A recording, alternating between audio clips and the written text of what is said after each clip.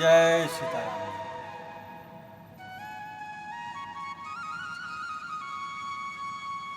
आज का प्रसंग है आत्मकल्याण के लिए तमोगुण के त्याग की विशेष आवश्यकता है। तमोगुण है क्या?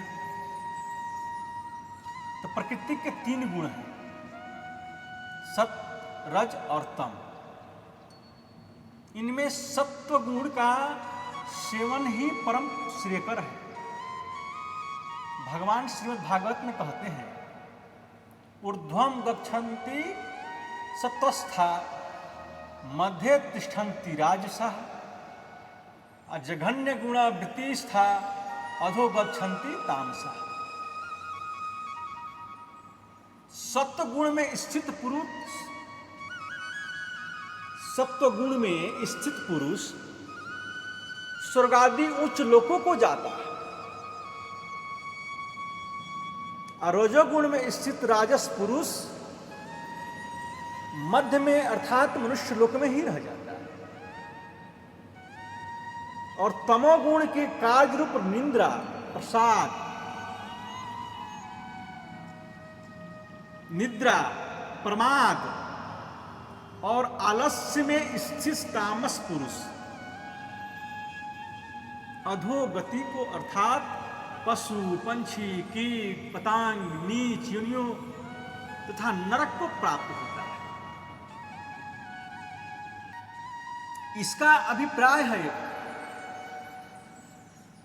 अभिप्राय यह है कि सत्वगुणी पुरुष अर्ची मार्ग के द्वारा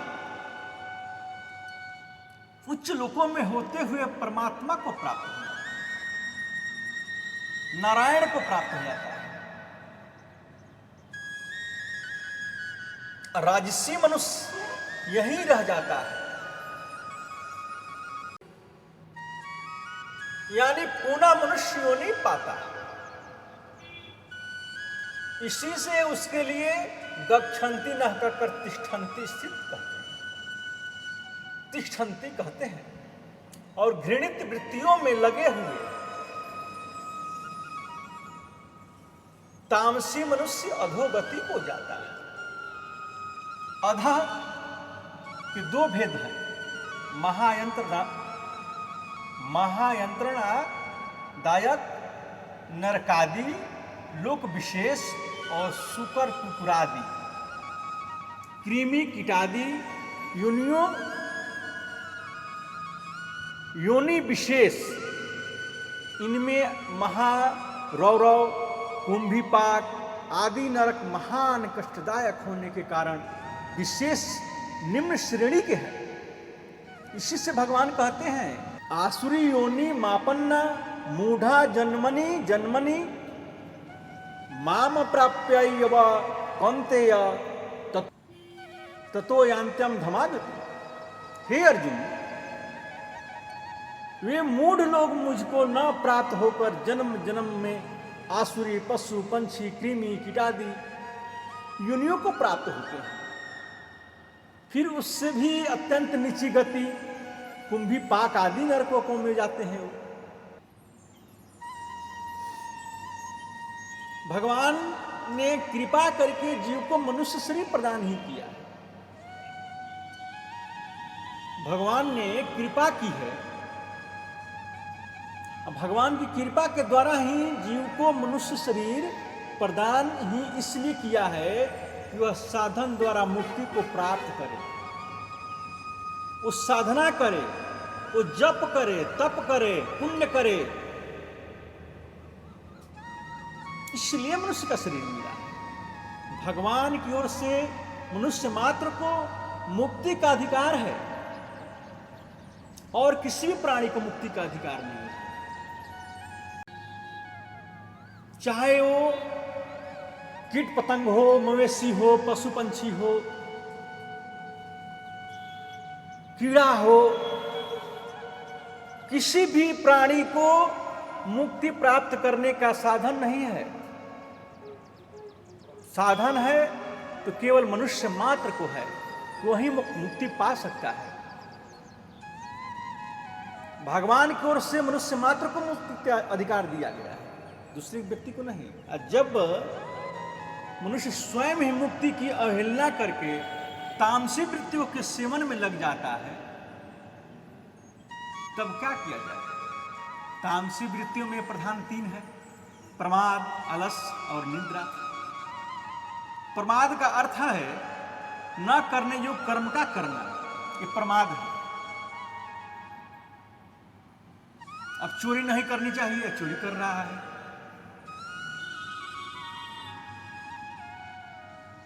किसी को कष्ट नहीं पहुंचाना है, कष्ट पहुंचा रहा है। किसी को गाली दे रहा है, नाना प्रकार के अवगुण, ताश चौपट खेल रहा है, जुआ खेल रहा है, व्यभिचार कर रहा है। ये सारे जो विषय है वो प्रमाद है। मनुष्य के लिए दैवी संपत्ति के गुणों का सेवन कर्तव्य है।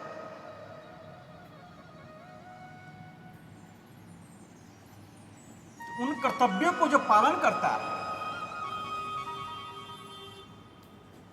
जो भगवान की सेवा करता है, पूजा करता है, आराधना करता है, जप करता है, तप करता है, यही पुण्य कर्म है। मनुष्य इनका सेवन नहीं करता और आसुरी संपदा के गुणों का सेवन कभी भी कर्तव्य नहीं है,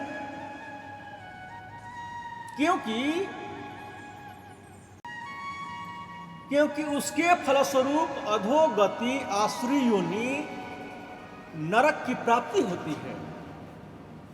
फिर भी वह उसका सेवन करता है, यही प्रमाद है। यह तमोगुण का एक प्रधान स्वरूप है। ऐसा तमोगुणी पुरुष न भगवान को मानता है, न धर्म को जानता है, न धर्म और माता पिता आदि गुरुजनों की बात मानता है। वह अशुभ कर्म करता है, व्यर्थ चिंतन और बकवाद करता है, सबकी निंदा करता है और पूर्ण उदंडता के साथ मनमाने आचरण करता है तथा उसी में गौरव का अनुभव करता है। तमोगुण का दूसरा रूप है सत्य। कर्म की अवहेलना करना, उसे टाल देना, किसी भी विषय का उत्तरदायित्व न मानकर व्यर्थ समय नष्ट करना, जीवन के अमूल्य क्षणों को व्यर्थ बिताना, यह आलस्य है। इसी को दृढ़ सुतता कहते हैं।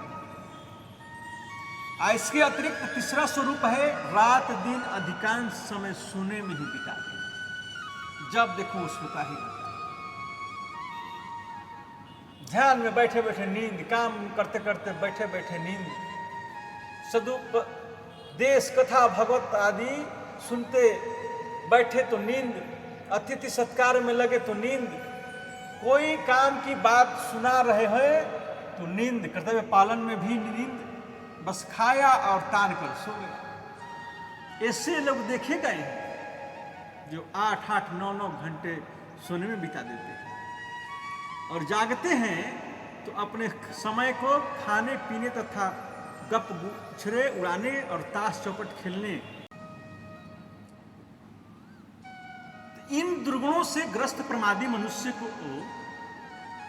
समाज में उदंड, निरंकुश, स्वेच्छाचारी, अकर्मण्य, आलसी, दीर्घसूत्री, आवारे आदि नामों से पुकारा जाता है। इन्हें न कर्तव्य का ज्ञान है, न विनय विनम्रता का ध्यान है। बात बात में अकड़े रहते हैं, किसी की कोई अंकुश नहीं मानते, मनमानी करने या पड़े रहकर समय नष्ट करने में सुख का अनुभव करते हैं। तुरंत काम करना जानते ही नहीं है, टालने, कोई भी काम हो वो टालते रहते हैं। जहां देखो आराम सोचते हैं कि आराम मिल जाए। इस प्रकार प्रमाद, आलस्य और निंदा में पड़े हुए मनुष्य मानव जीवन के परम लाभ भगवत प्राप्ति से वंचित रहकर अधोगति को प्राप्त होते हैं। महाभारत उद्योग पर्व के अंतर्गत एक संत सुजातीय पर्व है। इसमें ब्रह्मा जी के सनकादि 4 पुत्रों में से सनक सुजात के द्वारा धृतराष्ट्र को उपदेश दिए जाने का प्रसंग है।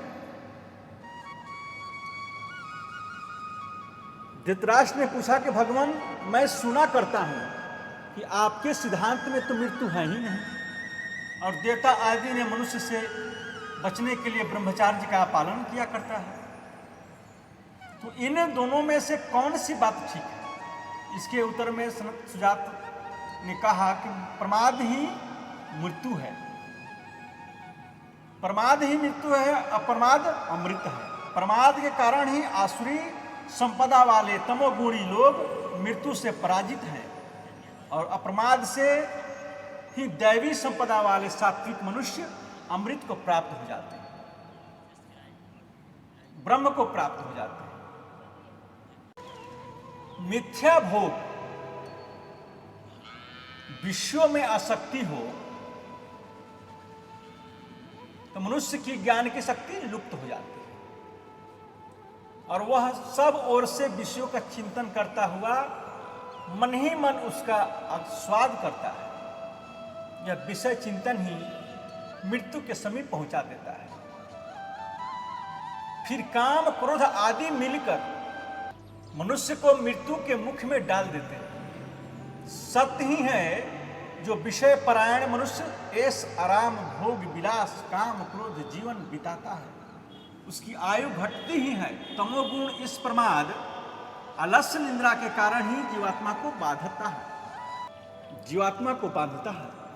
प्रमादालस्य निद्राभिस्त त्रिबंध्रात्रि भारत, जैसे मजबूत रस्सी से बांध देने पर पशु कहीं भी भागकर नहीं जा सकता है, वैसे ही तमोगुण की प्रमादालस्य निद्रा रूपी रस्से से बांध मनुष्य बंधा बंधा ही मर जाता है।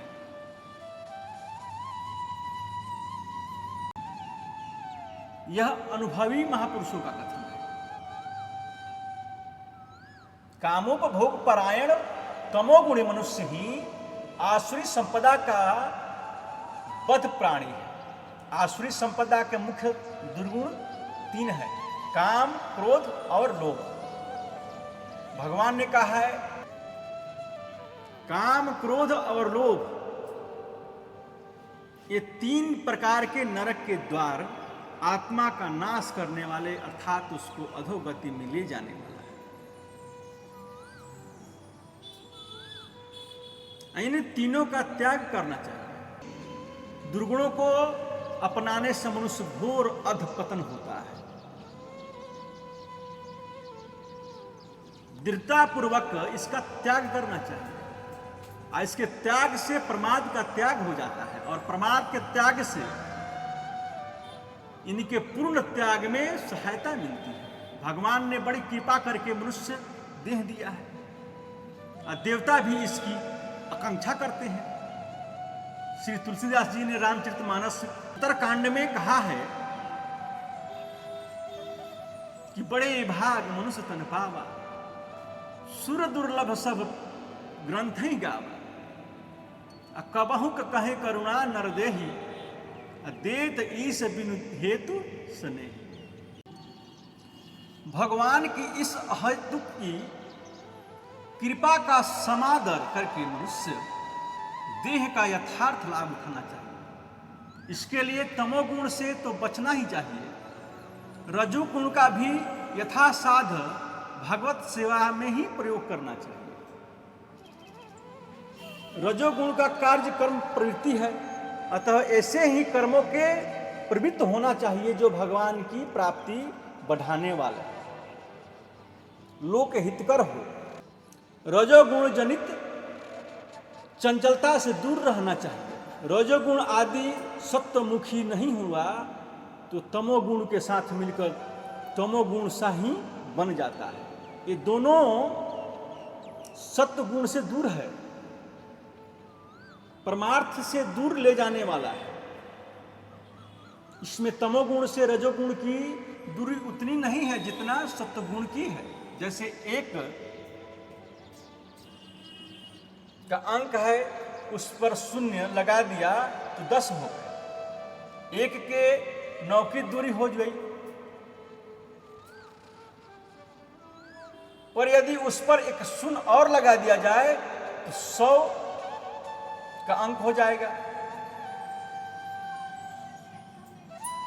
तो उसकी 1 से 99 की दूरी हो जाएगी। इसी प्रकार सत्वगुण तो मानो 100 की संख्या है, रजोगुण 10 की तथा तमोगुण 1 की। रजोगुण तमोगुण 10 की ही गुना दूर है, इसलिए इनके मिलने में देर नहीं होती। पर सत्वगुण तो 100 गुण दूर है। तमोगुण से अपनी रक्षा करने वाले रजोगुण से भी सतर्क रहकर उसका यथा योग्य त्याग करना चाहिए। तमोगुण का तो सर्वथा त्याग करना।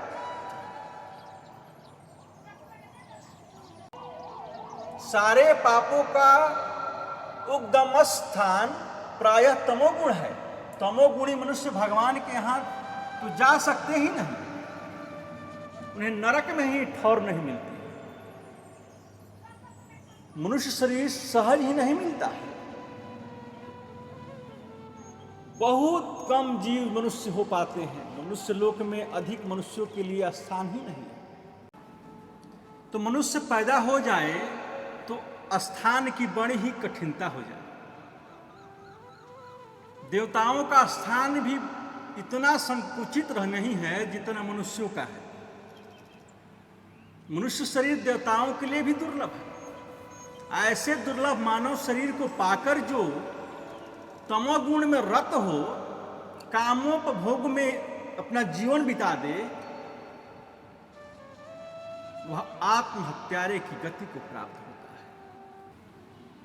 जो न तरे भव सागर नर समाज यस पाई, सो कृत निंदक मंदमति आत्महन गति जाई। सब बातों पर विचार करके मानव जीवन को काम क्रोध लोभ से बचाकर भगवान की सेवा रूप सत्व गुण को कार्यों में ही लगाना चाहिए। यद्यपि संसार में रहने वाले लोगों को काम क्रोध लोभ का सामना करना पड़ता है, और वे काम क्रोध लोभ तामस राजस 2 प्रकार के होते हैं। जैसे अपनी विवाहिता धर्मपत्नी के साथ शास्त्रोक्त विधि के अनुसार मर्यादित रमण करना राजस है, और उससे नरकों की प्राप्ति नहीं होती है। पर जो शास्त्र विरुद्ध अनुचित संग होता है वह तामस है, फिर चाहे वह अपनी पत्नी से ही क्यों ना हो, उससे अधः पतन होता है। अपनी संतान प्रजा आदि के हित के लिए पिता और शासक का अभिनय के रूप में क्रोध करना राजस है, और उससे अधपतन नहीं होता है। पर दूसरों का अनिष्ट करने के लिए जो अनुचित क्रोध किया जाता है वह तामस है, और उससे अधपतन होता है। आजीविका के लिए सत्य और न्याय की रक्षा करने के लिए धन कमाने की इच्छा करना और अनुचित व्यय से धन को बचाना,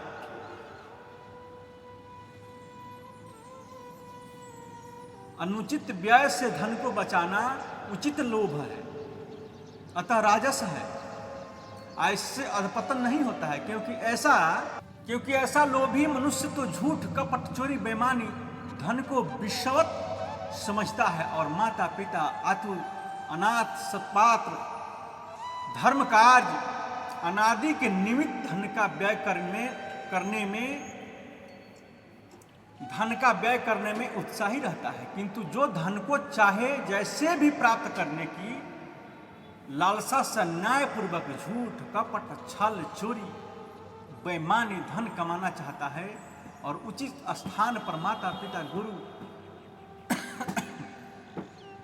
अनाथ गरीब की सेवा आदि में धन का व्यय करके कंजूसी करता है, उसका यह अनुचित लोभ तामस है और उस तामसी पुरुष का अधपतन होता है। यह होने पर भी मनुष्य को राजसी काम क्रोध लोभ से भी बचना चाहिए, क्योंकि राजसी होते होते ये तामसी हो जाते हैं और बुद्धि नाशक में कारण बनकर हमारा सर्वनाश कर देते हैं। तो काम क्रोध लोभ को समूल नष्ट करने के लिए विशेष प्रयत्न करना चाहिए और वैराग्य रूपी शास्त्र के द्वारा भगवत कृपा के आश्रय से इनका विनाश सहज ही किया जा सकता है। जय सीताराम।